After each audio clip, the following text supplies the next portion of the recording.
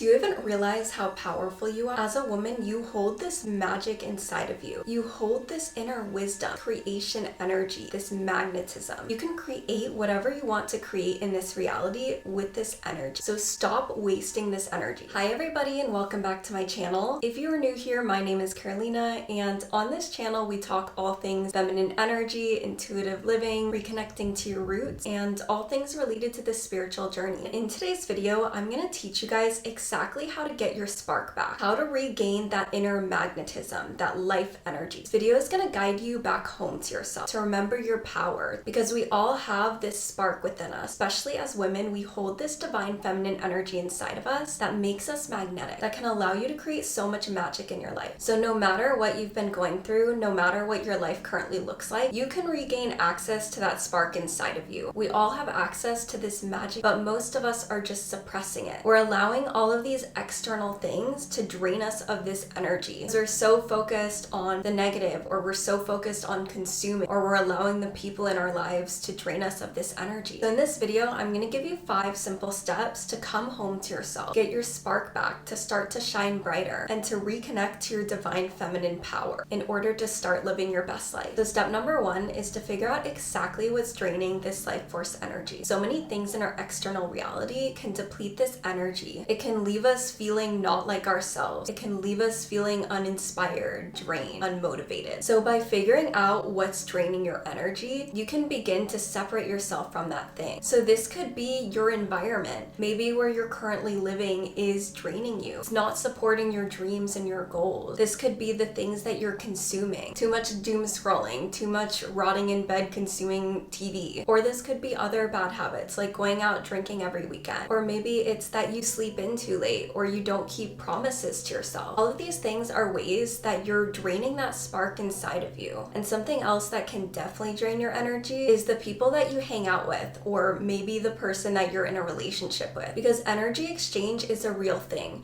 People can take your energy, and if they're not giving something back, they're just depleting you of your energy, of your magic. Especially as women, when we get into a relationship with a man, that man can either drain your energy, or they can provide a safe container for you to shine brighter. As women, we naturally have this inherent magic, this value. Your energy is a gift. If you are in a relationship with a man, they can use that energy and they can take it to build their career. You can be the reason that a man finds success in his life. So if that man isn't giving you something in return, then they're just draining you of your energy, and it's probably time to cut them off. The biggest sign that something in your life is taking your spark is that it drains your energy. It leaves you feeling depleted. The things that are truly meant for you and that are going to be good for you are going to give you energy. They're going to make you feel motivated. They're going to make you feel inspired. So once you've figured out all of these things that are draining your spark, the second step is to figure out how you're gonna let that thing go, because letting things go in life isn't easy. Our minds are literally wired to hold on to things. Our minds hate to lose things. So it's gonna feel scary to let that thing go. It's gonna feel scary to let that person go, even if they're causing you pain in your life. But you need to realize that by letting that thing go, you're inviting in so much more magic. You're releasing what's not meant for you in order to call in what is. Because we can't call in the things we desire unless we make space for it. So start to reflect on the reason why you're letting these things go. Really start to show yourself why it's necessary to release. Ask yourself,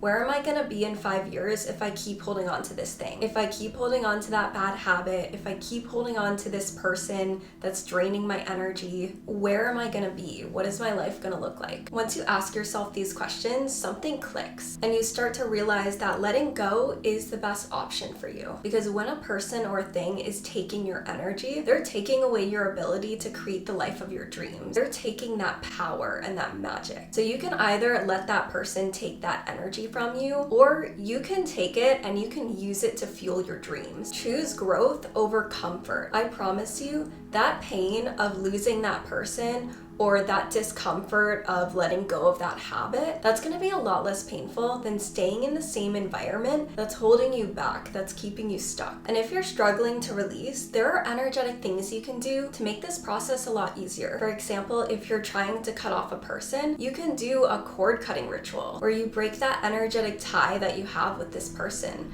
And that's gonna help you be able to move on and let that person go. Another thing you can do is somatic breathwork. Breathwork allows you to pull up all of these emotions so you can feel it and then release it. And one of the best ways that you can help yourself release is to ask for guidance. Ask God, ask the universe. Please help me release this person. Please help me release this habit. Because you are not alone on this journey. You have guidance. You have energies watching over you and assisting you on this path. The next step in getting your spark back is to start to reframe your life and let go of that old version of yourself. Sometimes when we go through a period where we lose our spark, we start to compare ourselves to an old version of us. A version of you that had that spark, that had that light. And now maybe you feel the opposite in life. Maybe you feel deeply unfulfilled. Maybe you feel like you've lost that part of yourself, that magnetism. But the thing is, that old version of you, she's gone. She doesn't exist anymore. And this period that you've gone through of losing your spark, it's not a bad thing. Because when you go through these things in life that drain you, that make you feel like you're going backwards in life, that make you feel stuck, you're not actually going backwards. But this can be a powerful time to learn and to grow so that when you step into that next version of yourself, she's even better than that past version of you. She's able to hold more light. She's able to connect more to her truth, to her wisdom, her authenticity. Sometimes these periods in our life where we feel unfulfilled, where we feel completely lost, we have no sense of our identity, these are the most powerful times. This space is essentially a void. You can create magic. You can decide who you want to be, what version of yourself you're ready to step into. Stop putting that past version of yourself up on a pedestal, because the version of you that's emerging is even more powerful. How exciting is it to not know who you are?